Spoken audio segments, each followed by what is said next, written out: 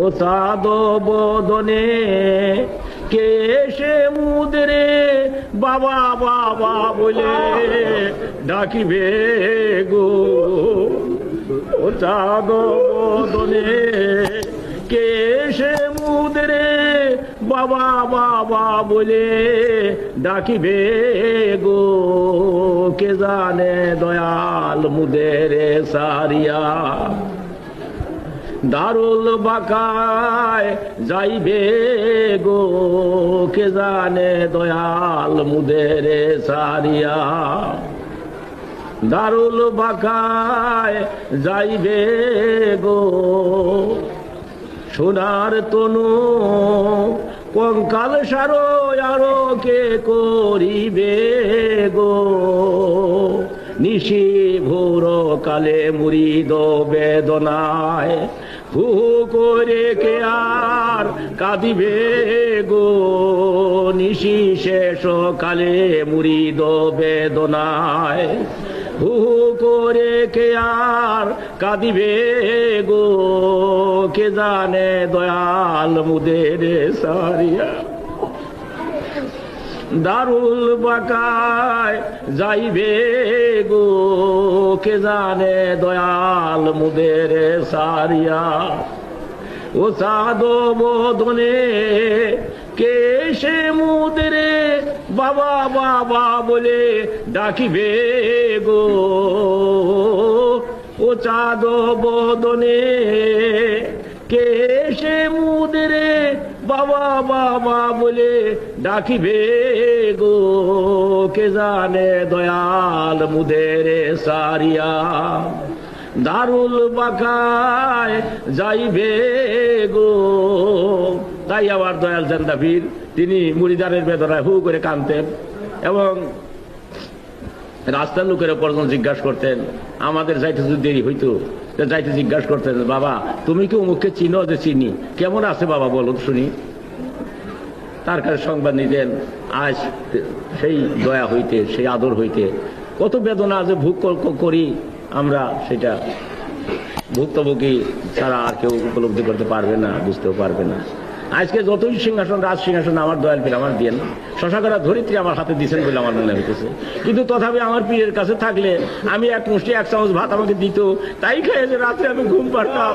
এখন আমার কত সোনার সংসার, তথাপি রাত্রিতে আমার ঘুম আসে না, চিন্তায় আমি বাঁচি না। রাত্রে রাত্রে যখন আমি শুই তখন আমার মনে হয় মুরিদান গুলা কে কিভাবে আছে, কিভাবে করে রয়েছে, কোথায় রয়েছে, কোন রাস্তা দিয়ে আসবে।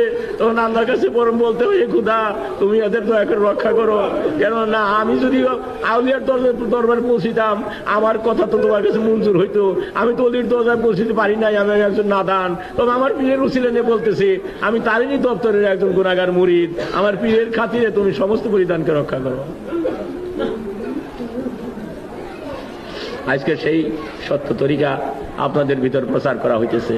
আজ সত্যের সন্ধান আমি সবকে দিতেছি, আমি সবকে একটা সত্য সবে শুনুক এটাই আনতেছি। আপনারা দেশবাসী আজ না হোক কাল না হোক পরশু বুঝবে। কেননা আমার কথার ভিতরে কোনো ঝুট নাই, আমার কথার ভিতরে কোনো অসত্যতা নাই, আমার কথার ভিতরে কোনো কৃত্রিমতা নাই, আমার কথার ভিতরে কোনো আমিত্ববাদ নাই। আমি নিছক আল্লাহ তাআলার পথেতে আমি এমন একটা সুন্দর পথের দাওয়াত দিতেছি সবকে, এবং এই দাওয়াতটা নিয়েই আমি আসছি। এই দেশে আলেম ওলামা যথেষ্ট ছিল, যাদের কাছে আমি কিছুই না, কিন্তু আমি একটা দাওয়াত পত্র সকলের জন্য নিয়ে আসছি, এটা অন্য কারোর কাছে নাই। তাই দলে দলে আলেম ওলামা এবং সবে সুধীর বর্গ যত কিছু উচ্চ নিচ ধনী দরিদ্র সকলেই যায় সেই ডাকে আসতেছে। তাই আমি সেই সন্ধান, আপনার সেই পথের সন্ধান আমি আপনাদেরকে দিতেছি। আপনারা সেই সত্যের সন্ধান নেন, আপনারা সত্য পথে চলেন, আপনাদের জন্য চিন্তার কোনো কারণ আর থাকবে না। কেননা অতি ভাগ্যের বলে মুর্শিদের ভুল,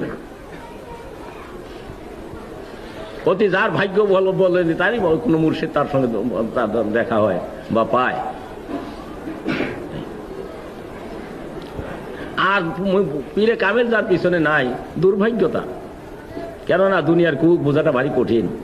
সেই জন্য বাংলার কবি লিখতেছেন যে যদি ঠকিতে না চাও হাটে এসে বস গুরুর নিকটে যে ঘেসে, হৃদয়া কোষে মহায় উপদেশে, মনে মুখে মুহাম্মদ শব্দ বল। দুনিয়ার কুকুরের থেকে যদি বাঁচতে চাও, ভবরূপ হাটের থেকে হাটের যদি তুমি সেই কুহুকে না পড়ো, এর থেকে যদি বাঁচতে চাও, তাহলে জামানার কামেলের কাজ ঘেঁষে বসো। যদি ঠকিতে না, বড় পকেট মারা কিন্তু দুনিয়াতে, কারণ সবচেয়ে বড় পকেট মারা হইল শয়তান। এ কোনখান থেকে পকেট মারি নিয়ে যাবে আপনি টেরো পাবেন না। আমি দেখেন, আমি শুনছি যে এই যে ব্রিটিশ জামানায় তখন এই যে ময়মনসিংহ টাউনে আসছিল এক ম্যাজিশিয়ান। সেই ম্যাজিশিয়ান ম্যাজিক দেখাবে বেলা 10টার সময়। জজ, ম্যাজিস্ট্রেট, ডিস্ট্রিক্ট ম্যাজিস্ট্রেট, তারপরে জজ সাহেবেরা, বড় বড় অফিসার সমস্ত যে সমবেত হইল, কিন্তু 10টা বাজে গেল, তখন কোনো ম্যাজিশিয়ান আর সে মঞ্চে গেল না। 10টা, সোয়া 10টা, 10:30, তখন সবাই মনে করছে যে এই লোক কোনো খারাপ লোক, হয়তো সে কোনো পলায় চলে গেছে। 10:30 বাজে সব চলে যায়। তখন এমন সময় বুট জুতা পায়ে দিয়া একবার দমদমায় স্টেজে যেয়ে উঠলো একটা লোক। তখন বলে যে আপনি কে? যে আমি ম্যাজিশিয়ান। কয়টার সময় মিউজিক দেওয়ার কথা ছিল? যে 10টার সময় মিউজিক দেওয়ার কথা ছিল। এখন কয়টা বাজে? যে এখন 10টা বাজবার 10 মিনিট বাকি আছে। প্রত্যেকের ঘড়িতে 10টা বাজবার 10 মিনিট বাকি আছে। যত ঘড়ি ছিল সেই সমস্ত ঘড়িতে দেখে 10টা বাজার 10 মিনিট বাকি। কিন্তু কিছুক্ষণ ওই চোখ দিয়ে দেখছে যে 10:30 বাজে, আর ম্যাজিশিয়ানকে দইরা বাইরাবে, মারবে, এই তো কিছুক্ষণ আগে দেখছিল। কিন্তু যখন ম্যাজিশিয়ান বলল যে 10টা বাজবার এখন 10 মিনিট বাকি, যত ঘড়ি ছিল সমস্ত ঘড়ি 10টা বাজার 10 মিনিট বাকি। দেখেন, সামান্য একটা ম্যাজিশিয়ান আপনি সেই 10:30 ঘরের কাটা দেখাই দিল 10:15 সময়, সেই 10:15 ঘরে এনে দেখাই দিল। আর শয়তান, ইন্না শয়তানুল ইনসান আদুউউম মুবিন, শয়তান এর চেয়ে বড় ম্যাজিশিয়ান। সে কোনখান দিয়ে যে আপনার ইমানের ঘর লুটপাট করে আপনি নিয়ে যাবে, আপনি বুঝতেই পারবেন না যে আমার শেষ করে ফেলেছে সবই। কাজে তার হাতের থেকে বাঁচবার জন্য উপায় নাই। এই শয়তান লাইনের হাত থেকে বাঁচবার কোনো উপায় নেই একমাত্র মুর্শিদে কামেল ছাড়া। তাই জামানের শ্রেষ্ঠ কামেল, শ্রেষ্ঠ আবদাল খাজা বাবা যিনি তাওয়াজ্জুদ বলেতে আপনাদের দেলের ময়লা ছাইরা দেল 14 রাত্রির পূর্ণিমার চাঁদের মতো উজ্জ্বল হইতেছে, দেল তাজা হইতেছে। সে তাজা হইতেছে বুঝলে আল্লাহর কথা, আল্লাহ রাসূল মহব্বতের কথা শুনে চোখ দিয়ে পানি আসে। যদি তাজা না হইতো, শুকনো মাটিতে কোনো ফসল হয় না। চৈত্র মাসে কোনো বীজ বপন করলে সে ফসল হয় না, যেহেতু তখন মাটি মারা যায়, মাটি শুকিয়ে যায়। যেই মাত্র বৈশাখ মাসে নতুন বৃষ্টি হয়, সমস্ত যা বীজ কোনো বীজ বপন করেন আপনারা, সেগুলা গজাই উঠবে, অঙ্কুর হবে। সেই রকম আপনার দেলের ভিতরে দুনিয়ার কুহুক, দুনিয়ার চাষরা কাটাল, দুনিয়ার সমস্ত আবর্জনা পরিপূর্ণ হয়ে আত্মারাজ্য শুকিয়ে যায়।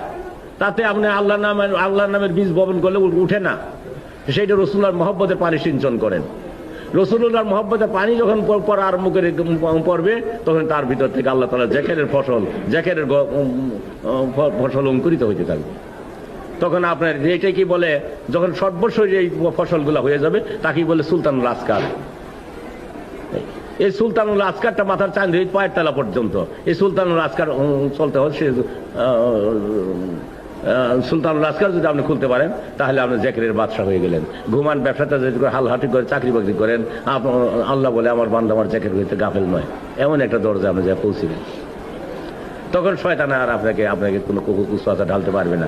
আর তা না হলে দেখেন, একটু সামনেতেই বোঝা যায়, যখন নামাজ পড়ার দাঁড়াই নিজের কানে ধরে প্রতিজ্ঞাবদ্ধ হইয়া হলফ পইয়া নামাজে দাঁড়াই নিজের কানে ধরে আল্লাহ ছাড়া কাউকে চেষ্টা করবো না, সেই মুহূর্তে মনের ভিতরে আসে 12 বছর পুরাতন বন্ধুর স্মৃতি, বাল্য জীবনের স্মৃতি, কত মামলা মকদ্দর কথা, ছেলে মেয়েদের কথা, নানান রকম। ওই যে কোথায় আপনি বন্ধু বান্ধব ডিনার খাইছিলেন, সেই ডিনারের প্রতিচ্ছবি আপনার অন্তর পেটে ভাইসা আসতেছে, মন সেদিকে ঘুরে যেতেছে, আর মুখে পড়তেছেন, বলতেছেন সুবহান রাব্বিল আলা, সুবহান রাব্বিল আলা, সুবহান রাব্বিল আলা। মন গেছে গাছে বন্ধু নিয়ে টানাটানি করতেছে।